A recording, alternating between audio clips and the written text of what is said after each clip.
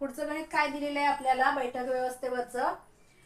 गोपाळच्या पुढे 3 मुलं सोडून, म्हणजे गोपाळ जिथे आहे त्याच्या पुढे 3 मुलं सोडली आणि नंतर काय सांगितलंय बघा, 3 मुलं सोडून त्या रांगेत किती मुलं आहेत?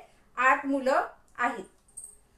आता पहिल्या वाक्याचा विचार आपण करूया. गोपाळच्या पुढे 3 मुलं सोडली, बरोबर आहे. त्या रांगेत किती मुलं आहेत? 8 मुलं आहेत. मग पहिली घेतली 8 मुलं. नंतर गोपाळच्या पुढे किती आहेत? तर गोपाळच्या पुढे किती आहेत? 3 मुलं आहेत. नंतर कोणाचा नंबर येणार आहे? गोपाळचा नंबर येणार, बरोबर आहे.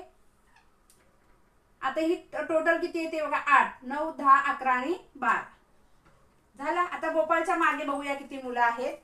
आता गोपाळच्या मागे 5 मुलं सोडून त्याच रांगेत 12 मुले उभी आहेत.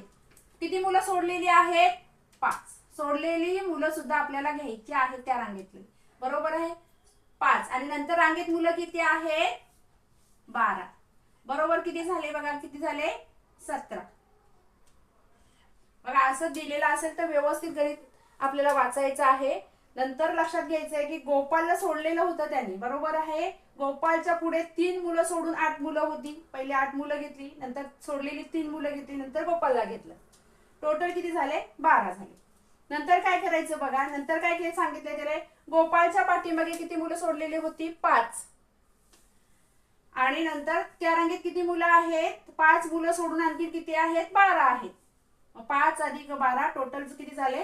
17 झाले. आता ह्या दोघांची बेरीज केली की आपल्याला काय मिळणार आहे? तर त्या रांगेमध्ये किती एकूण मुलं आहेत ते मिळणार आहे. बघा 7 आणि हे दोन किती झाले? 9. 1 नी 1 2. म्हणजे या रांगेमध्ये किती मुलं आहेत? तर या रांगेमध्ये 29 मुलं आहेत.